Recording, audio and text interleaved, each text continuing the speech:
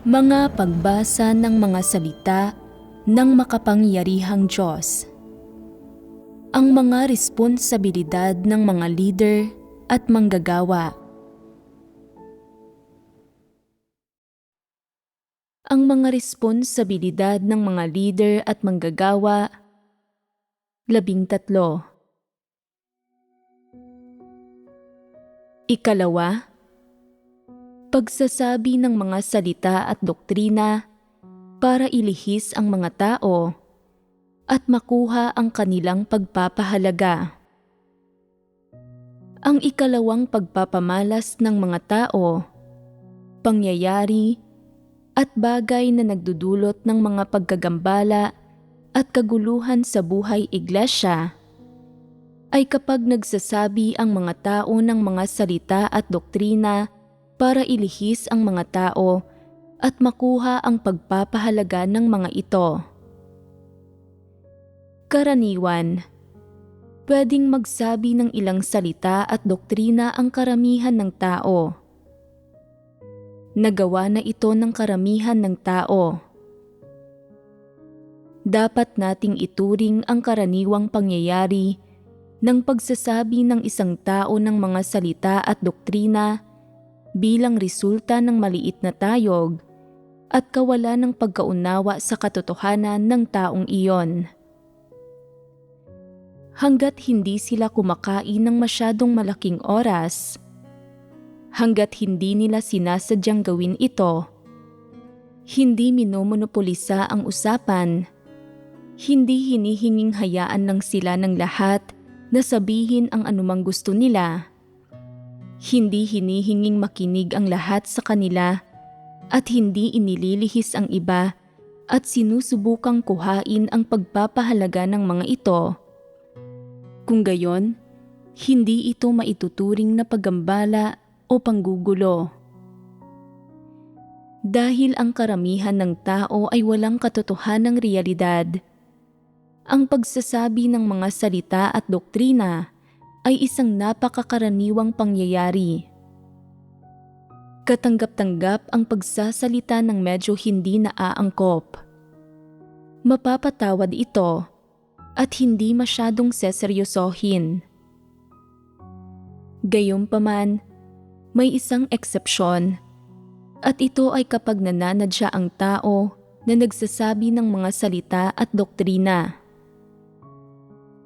Ano ang ginagawa nila ng sadya? Hindi ang pagsasabi ng mga salita at doktrina ang ginagawa nila ng sadya dahil wala rin silang katotohanang realidad. Ang mga kilos nila, tulad ng pagsasabi ng mga salita at doktrina, pagsigaw ng mga islogan, at pagtalakay ng mga teorya ay katulad ng sa lahat ng ibang tao. Gayunpaman, may isang pagkakaiba. Kapag nagsasabi sila ng mga salita at doktrina, palagi nilang gustong hangaan sila ng iba at ikumpara ang sarili nila sa mga leader at manggagawa at sa mga naghahangad sa katotohanan. Ang mas lalong hindi makatwiran, anuman ang sabihin nila o paano man nila ito sabihin, ang layo nila ay makuha ang suporta ng mga tao, ang ilihis ang puso ng mga tao. Ang lahat ng ito ay para hangaan sila. Ano ang layo ng paghahangad ng paghanga? Nais nilang magkaroon ng katayuan at katanyagan sa puso ng mga tao, maging natatanging individual o leader sa gitna ng karamihan, maging isang taong hindi pangkaraniwan o kakaiba, maging isang espesyal na tao, isang taong may awtoridad ang mga salita. Naiiba ang sitwasyong ito sa mga karaniwang pangyayari kung saan ang mga tao ay nagsasabi ng mga salita at doktrina at ito ay maituturing ng paggambala at panggugulo. Ano ang pinagkaiba ng mga taong ito mula sa mga nagsasabi ng mga salita at doktrina sa mas karaniwang paraan? Ito ay ang kanilang palagiang pagnanais na magsalita. Kapag may pagkakataon, magsasalita sila. Hanggat may pagtitipon o grupo ng mga tao na nakatipon, hanggat may tagapakinig sila, magsasalita sila. May matindi silang pagnanais na gawin ito. Ang layo nila sa pagsasalita ay hindi para ibahagi sa mga kapatid ang kanilang mga saloobin, natamo, karanasan, pagkaunawa, o kabatiran para magtaguyod ng pagkaunawa sa katotohanan o ng isang landas para isagawa ito. Sa halip, ang layo nila ay gamitin ang pagkakataon para magsabi ng mga doktrina para makapagpakitang gilas sila, para ipakita sa iba kung gaano sila karunong, para ipakita na sila ay may utak, kaalaman, at natutuhan at nakakahigit sa karaniwang tao. Gusto nilang makilala bilang mga individual na may kakayahan na hindi lang ordinaryo. Gusto nila ito para sa anumang usapin. Lalapit sa kanila ang lahat at kukonsulta sa kanila. Sa anumang isyu sa iglesia o sa anumang suliraning kinakaharap ng mga kapatid, gusto nilang sila ang unang maiisip ng ibang tao. Gusto nila ito para walang magagawa ang iba nang wala sila, para hindi mangangahas ang mga ito na pangasiwaan ang anumang usapin nang wala sila, at lahat ay maghihintay sa kanilang utos. Ito ang epektong ninanais nila. Ang layo nila sa pagsasabi ng mga salita at doktrina ay para bitagin at kontrolin ang mga tao. Para sa kanila, ang pagsasabi ng mga salita at doktrina ay isang diskarte lang, isang pamamaraan. Hindi ito dahil sa hindi nila nauunawaan ang katotohanan, kaya sila nagsasabi ng mga salita at doktrina, kundi sa pamamagitan ng paggawa nito. Ang pakay nila ay ang hangaan sila ng mga tao mula sa puso, tingalain sila, at katakutan pa nga sila, kaya napipigilan at nakokontrol nila ang mga tao. Kaya, ang ganitong uri ng pagsasabi ng mga salita at doktrina ay maituturing na paggambala at panggugulo. Sa buhay iglesia, dapat limitahan ang mga gayong individual, at ang ganitong pag-uugali ng pagsasabi ng mga salita at doktrina ay dapat ding pigilan at hindi pahintulutang magpatuloy ng walang pagpipigil.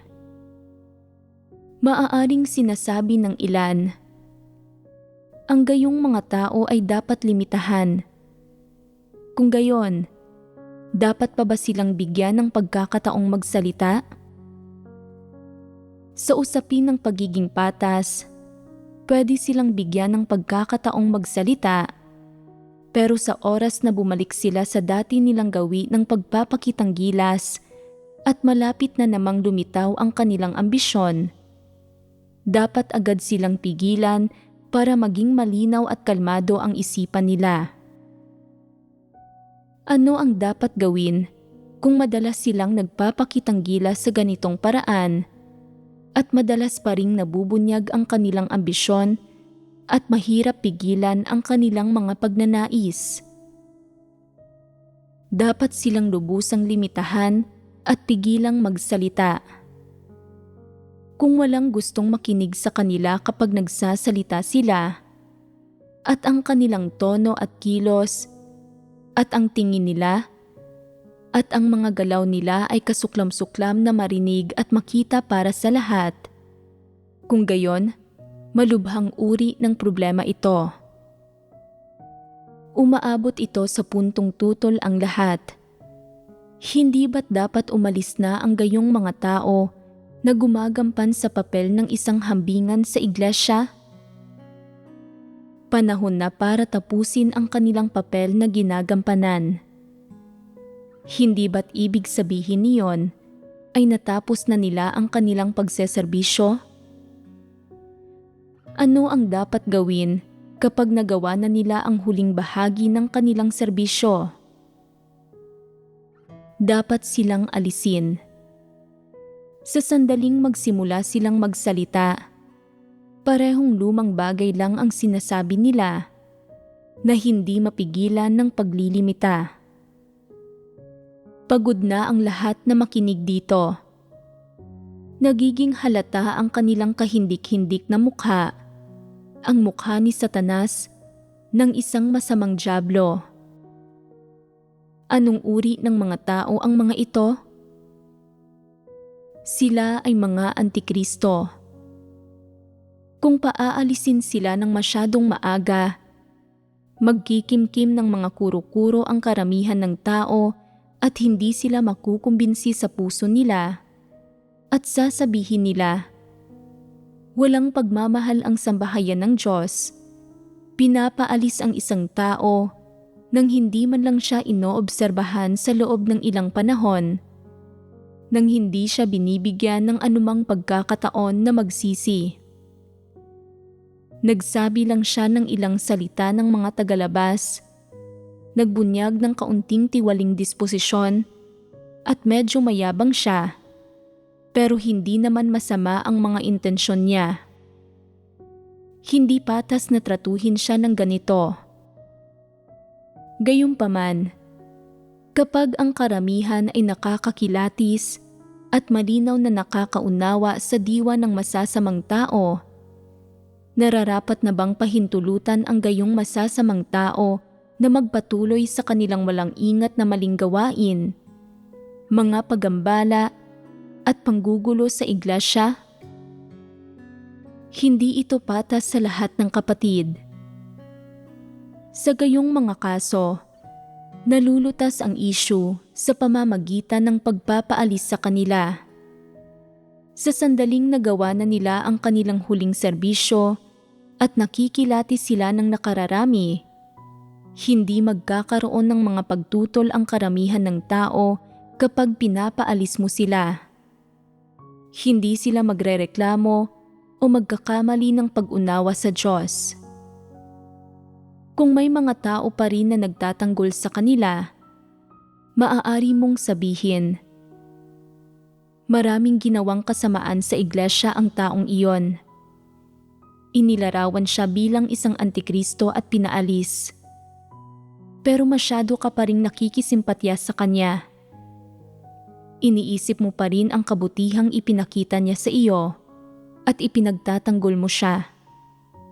Masyado kang nagiging sentimental at ganap na wala kang mga prinsipyo. Ano ang mga kahihinatnan nito? Hindi mo makalimutan ang kaunting tulong mula sa kanya. Ano man ang sabihin niya, taimtim mo itong sinusunod. Palaging nagnanais na suklian siya. Pinaalis na siya ngayon. Gusto mo bang samahan siya? Kung gusto mo ring mapaalis, sige lang. Angkop na paraan ba ito ng pangangasiwa sa sitwasyon? Sa puntong ito, oo.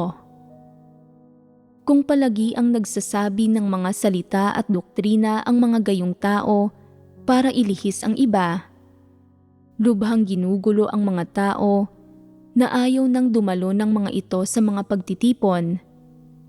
Hindi ba't ito ay dahil ang mga leader at manggagawa ay manhid at mapurol ang isip, walang pagkilatis at hindi kayang maagap na mga siwa sa mga taong ito? Isa itong kawalan ng kakayahang gawin ang kanilang gawain, isang pagkabigo sa pagtupad sa kanilang mga responsibilidad. Sa ngayon, karamihan ng tao ay may kaunti ng pagkilatis sa mga antikristong iyon na nagsasabi ng mga salita at doktrina. Maliban na lang kung mananatili silang tahimik, sa sandaling ipakita nila ang tunay nilang kulay, gumagampan ng sapat na partikular sa iba't ibang paraan, at sapat na rin ang kanilang iba't ibang pagpapamalas para matukoy sila ng mga tao bilang mga antikristo. Kung gayon, hindi na dapat magkaroon pa ng mga pagkaantala o pag-aalinlangan. Dapat silang limitahan at ibukod kaagad. Kung wala ng halaga ang kanilang serbisyo, dapat na silang paalisin agad. Madaling kilatisin ang mga gayong mapagpaimbabaw na antikristo na nagsasabi ng mga salita at doktrina dahil malinaw naman na mga antikristo ang mga gayong tao.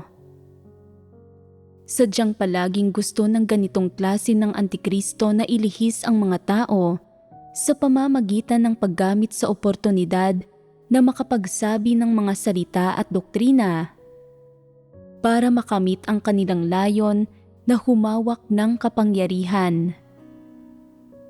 Isang paraan ito ng pagpapamalas ng mga antikristo at madali itong makilatis. Sapat nang natalakay ang paksang ito noon, kaya hindi na ito idedetalye pa rito. Sa pagbubuod, dapat bantayang mabuti ng mga leader at manggagawa ang mga gayong tao. Agaran at tumpak na inuunawa at inaarok ang mga galaw, kaisipan at pananaw ng mga gayong tao, pati na ang kanilang mga plano at kilos, at ang mga maling pahayag na ikinakalat nila at agarang inaasikaso ang mga ito ng naaayon. Ito ay isang responsibilidad ng mga leader at manggagawa. Kaya, kahit papaano, dapat maging espiritual na matalas at metikuloso sa pag-iisip ang mga leader at manggagawa sa gampaning ito. Hindi manhid o mapurol ang isip.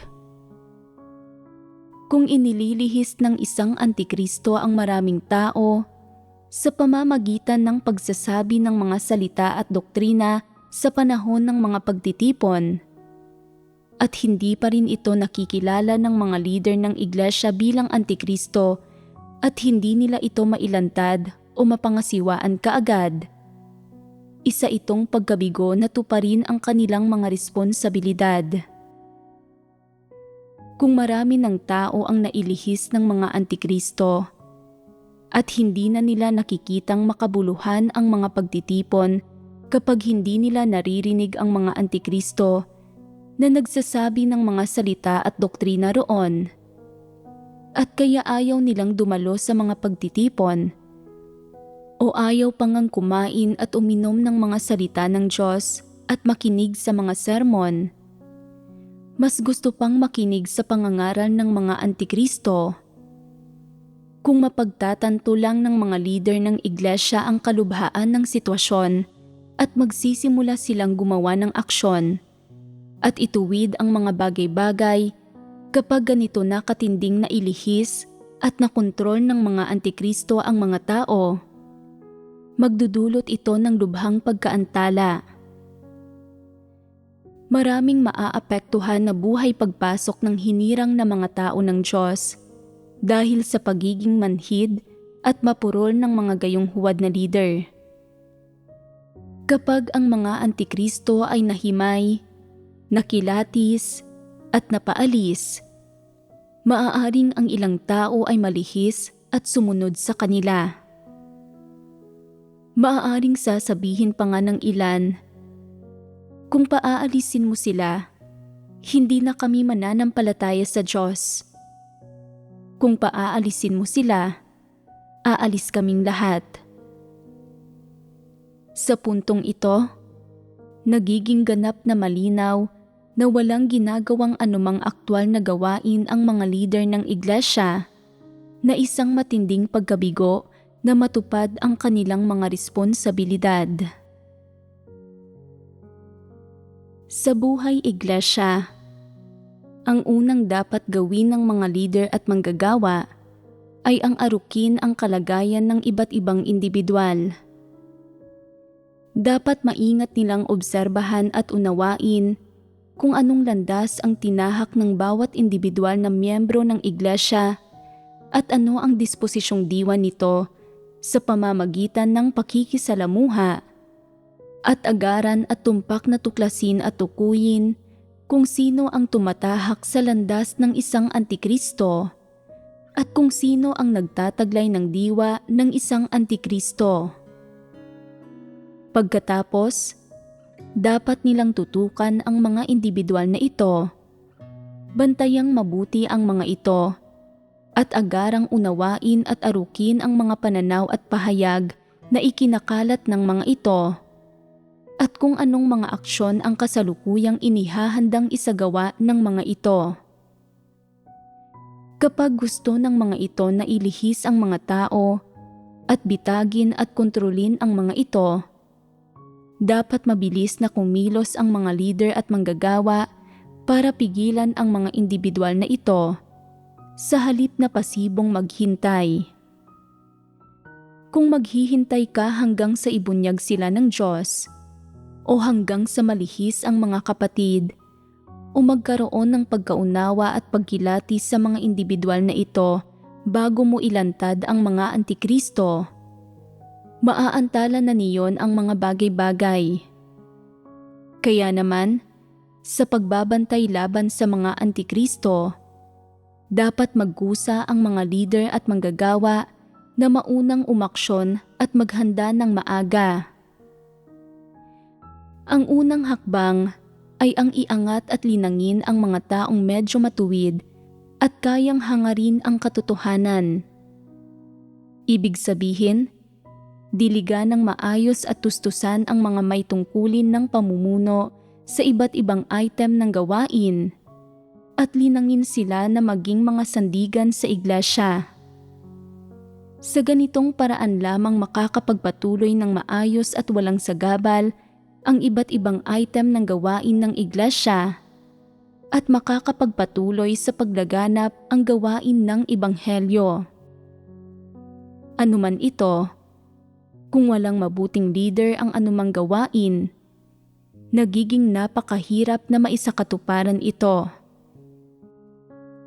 Ang pangunahing pagpapamalas ng pagsuway ng mga antikristo sa Diyos ay ang ilihis ang hinirang na mga tao ng Diyos para sumunod sa kanila, nang sa gayon ay magambala at magulo ang bawat item ng gawain sa sambahayan ng Diyos. Sa isang iglesia, ang unang bagay na nilalayong gawin ng mga antikristo ay ang pinsalain iyong mga may pagpapahalaga sa katarungan at iyong mga may ginagampanang papel ng pamumuno sa iba't ibang item ng gawain. Inaakit nila ang mga taong kaya nilang ilihis at kontrolin na pumanig sa kanila at idinidiin, binibitag at pinababagsak iyong mga hindi nila kayang ilihis o kontrolin at sa huli ay pinapaalis ang mga ito. Ito ang naglalatag ng daan para makontrol ng mga antikristo ang iglesia.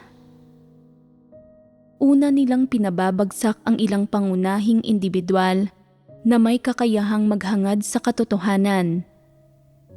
Ang karamihan sa mga natitira ay iyong mga sumasabay lang sa agos. Pagkatapos niyon, nagiging mas madali para sa kanila na partikular na harapin ang mga leader at manggagawa. Kapag wala ang kooperasyon at tulong ng mga naghahangad sa katotohanan, sa esensya ay lumalaban ng mag-isa ang mga leader at manggagawa ng walang tulong. Ikaw ay nasa liwanag, habang ang mga antikristo ay nagkukubli sa kadiliman, handang palihim na atakihin, idiin, bitagin, at siraan ka anumang sandali. Pinababagsak ka sa lupa para hindi ka makabangon. Pagkatapos, naghahanap ang mga antikristo ng mga taong sisipa sa iyo Habang nakatumba ka, iniiwan kang ganap na nasisiraan ng loob at nawawalan ng pag-asa. Kaya naman, napakahirap na lubusang lutasin ang isyo ng mga antikristo kung iyong mga naghahangad sa katotohanan ay hindi nakikipagsanib puwersa laban sa kanila. Sa buhay iglesia, ang unang dapat gawin ng mga leader at manggagawa ay ang panatilihin ang normal na kaayusan sa iglesia. Dahil may ganitong mga masamang tao na tumatahak sa landas ng mga antikristo, hindi magkakaroon ng mabubuting resulta sa buhay iglesia, hindi magiging madaling makatahak sa tamang landas, at karamihan sa mga tao ay madalas na magugulo at maiimpluwensyahan. Kaya naman, ang pagtuklas, pag-unawa, pag-arok, at pagtukoy sa masasamang tao, mga antikristo, at iyong mga tumatahak sa landas ng mga antikristo ang una at pinakamahalagang gampanin na isasagawa ng mga leader at manggagawa sa buhay iglesia. Sa pamamagitan lamang ng paglilimita o pagpapaalis sa mga taong ito, mapapanatili ang normal na kaayusan ng buhay iglesia. Kung hindi sila lilimitahan at pahihintulutan sila na kumilos ng may sutil na kawalang ingat at magdudulot sila ng mga kaguluhan, mahihinto ang iba't ibang item ng gawain ng iglesia.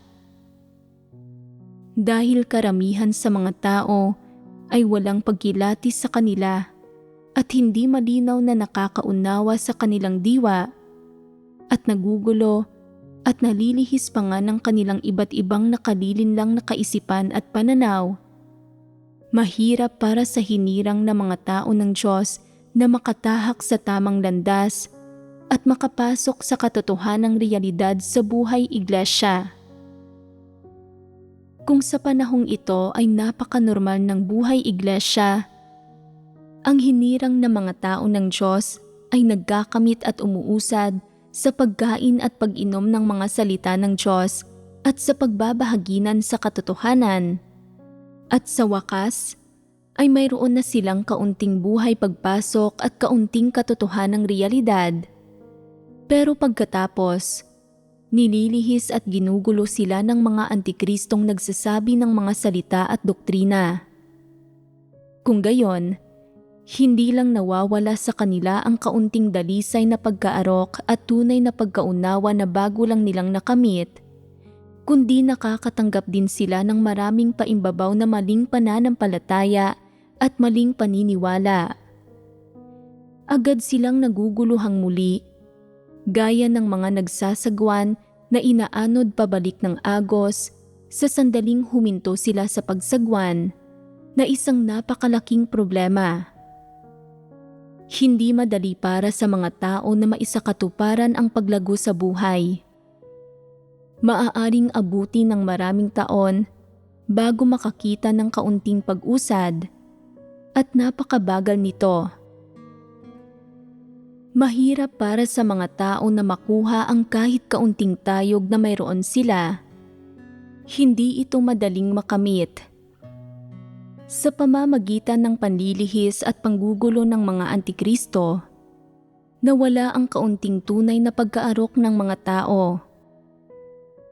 Ang mas malubha pa, pagkatapos ng panggugulo ni Satanas at ng mga antikristo, napupuno ang mga tao ng maraming pilosopiya ni Satanas, mga pakana at pandaraya ni Satanas, at ng laso na itinanim sa kanila ni Satanas.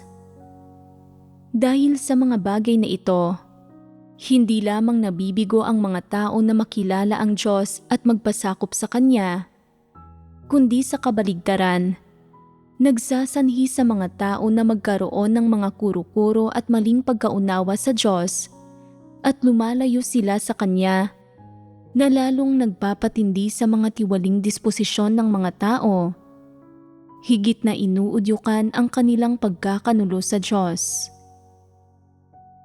Napakalubha ng mga kahihinatnan nito. Sabihin mo sa akin, sa harap ng gayong malulubhang kahihinatnan, kinakailangan bang pigilan at limitahan iyong mga nanlilihis sa mga tao gamit ang mga salita at doktrina? Hindi ba't isa itong mahalagang gampani na dapat isagawa ng mga leader ng iglesia? Sa makatwid, ang paglimita sa masasamang tao at mga hindi mananampalataya ay isang mahalagang gampanin para sa iglesia. Sinasabi ng ilang tao, "Wala akong pagkilatis. Hindi ko alam kung paano ito gagawin."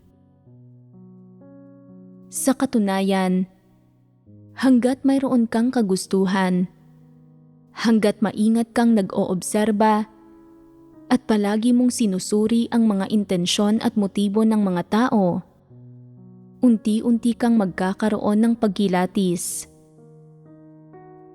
Ang mga hindi mananampalataya at masasamang taong ito, sa sandaling ipakita nila ang kanilang sarili, ay may sariling mga intensyon at motibo, na pawang ang pakay ay himukin ang mga tao na tingalain at idolohin sila at makinig sa kanilang sinasabi.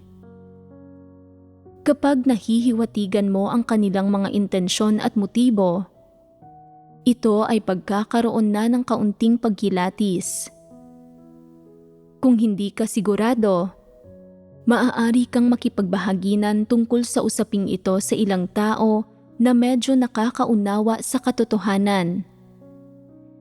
Sa oras ng pagbabahaginan, sa isang banda, maaari kang gumawa ng kapasyahan sa pamamagitan ng katotohanang nauunawaan ng lahat at ng iba't ibang makatotohanang ebidensyang naarok. Sa kabilang banda, sa pamamagitan ng kaliwanagan at patnubay ng Diyos, at sa liwanag na ibinibigay ng Diyos habang nagbabahaginan, maaari mong makumpirma ang tungkol sa usaping ito. Makumpirma kung ang tinutukoy na tao ay isa nga bang antikristo at kung siya nga ba ay isang taong dapat limitahan. Sa pamamagitan ng pagbabahaginan, kung nakukumpirma ng lahat at nagkakaisa silang sumasang-ayon, sinasabi na ang taong ito ay isang ang antikristo na dapat limitahan. Pagkatapos magkasundo ang lahat ng kapatid at pare-pareho na ang kanilang perspektiba, ang susunod na hakbang para sa mga leader at manggagawa ay ang agad na pangasiwaan at paalisin ang taong ito ayon sa mga katotohanang prinsipyo. Ito ang prinsipyo. Sa sandaling maunawaan ng mga tao ang prinsipyong ito, dapat silang gumawa ng aktwal na gawain na nangangahulugan ng pagtupad sa kanilang responsibilidad at pagiging tapat.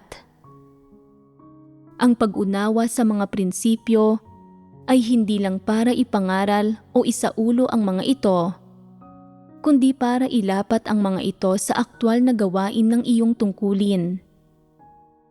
Sa aktwal na gawain, ang pag-unawa sa mga prinsipyo ay nagbibigay daan sa iyo na mas mahusay at mas lubusang matupad ang iyong mga responsibilidad at obligasyon. Kaya naman, ito rin ay parte ng gawain ng mga leader at manggagawa.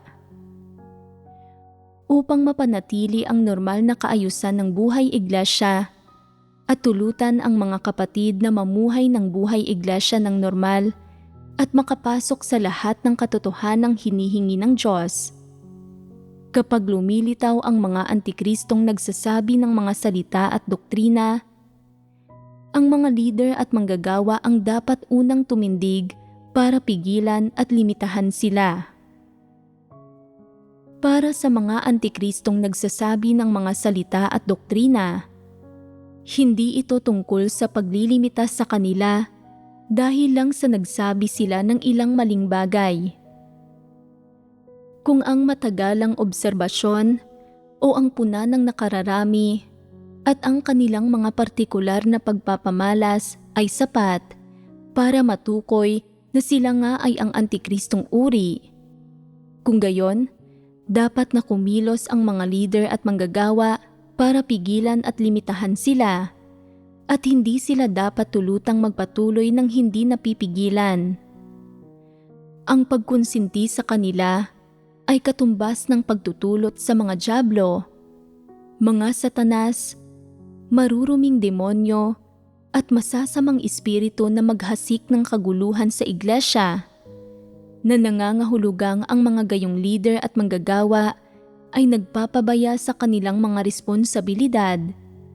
Nasa esensya ay gumagawa para kay Satanas.